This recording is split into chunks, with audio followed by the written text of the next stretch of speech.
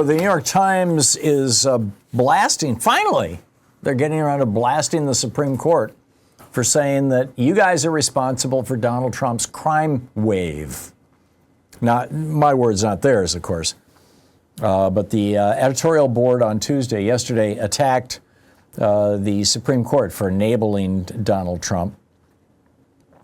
This is what the Times editorial board wrote. Quote, "The Supreme Court deserves significant blame for this situation. In May, the court issued a decision expanding the president's authority to remove officials at independent agencies such as the National Labor Relations Board while carving out an exception for the Fed. Its independence, the justices said, remained intact. Yet the ruling was part of the court's emergency docket." This is also known as the shadow docket. "And the justices included scant justification for the exception." And they note that this lacks a clear, definitive standard. Here's what happened. Trump wanted to fire members of the National Labor Relations Board so he could pack the board with people who hate unions, because Republicans hate unions. They don't want middle-class people to have a decent middle-class lifestyle. Republicans believe that if the majority of Americans are kept in or near poverty, that A, there's more money for the really rich people, which is who the Republicans genuinely represent, but B, you're more likely to have a docile society. Republicans learned this lesson really, really well. Back in 1951, Russell Kirk wrote this book, The Conservative Mind, from Burke to Eliot, was the subtitle. And in that book, Russell Kirk argued, now keep in mind, this was 1951, only about 35, maybe 40% of Americans were in the middle class in 1951. He argued that if the middle class ever got too large, that young people would no longer respect their elders, that women would no longer know their place in the home and the family and society, that black people would start to demand equal rights with white people, and that the consequence of this would be that society would go to hell.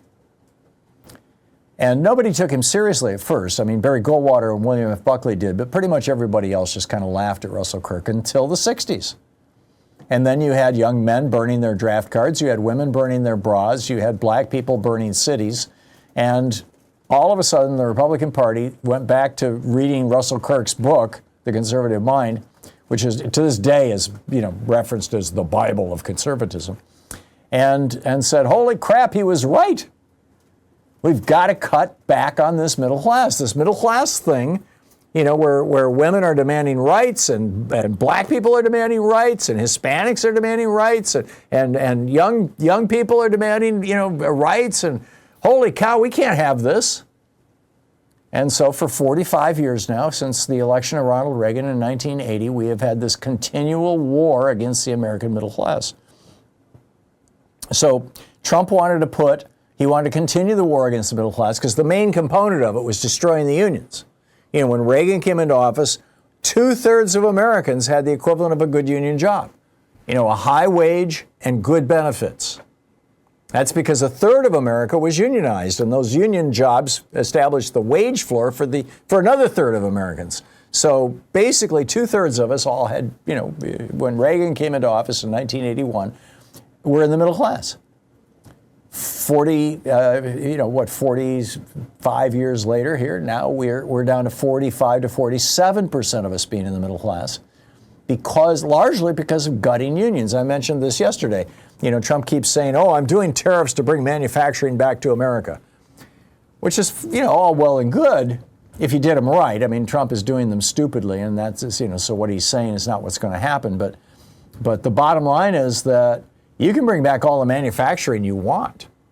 But if you don't have unions, you're still going to have people working for $7.25 an hour in the factory, and you're not going to have a middle class. You're going to have the working poor. Just look at any red state that has not raised the minimum wage. I mean, the middle class has just collapsed in the red states, which seems to be just fine with the GOP because, as I said, that's the way they think it should be. They know. And by the way, there's truth to this. I mean, you look at the arc of history here. They know that when you have a large class of working poor, that you are more likely to have basically a stable social and political situation. because the working poor are relatively easily manipulated. They're not paying attention to politics. That's a luxury that people with spare time have. And if you're working 3 jobs, that's not, and so it's easy to basically fool them. I mean, this is what Fox do. This is their business model. And right-wing hate radio and all these right-wing websites and everything else. So Trump wanted to pack the National Labor Relations Board with more anti-union, middle-class hating people. And he got sued because you're supposed to have, a balance and all that kind of stuff. Went to the Supreme Court. The Supreme Court said, yeah, no problem. Trump can pack the board. He just can't pack the Fed. But they didn't do it as a decision. They didn't do it where they explained their reasoning. They did it on the shadow docket. And so now Trump is saying, hey, I can fire the Fed too. Even though the Supreme Court said the Fed is unique and you can't do this to the Fed. We'll let you do it to the NLRB, but not the Fed. Trump is like, I don't care. You guys didn't give me a real decision. There's no rationalization here. I mean, yeah, we can do this. We can take out the net effect of this is that the net consequence of this rather is that the New York Times editorial board is saying to the wannabe oligarchs on the Supreme Court, the most corrupt Supreme Court in American history, I might add, that you guys are blowing it. You guys on the Supreme Court, I mean, with all these shadow docket rulings that inevitably go in favor of Trump, but don't provide any actual legal basis for these decisions. It's just wrong.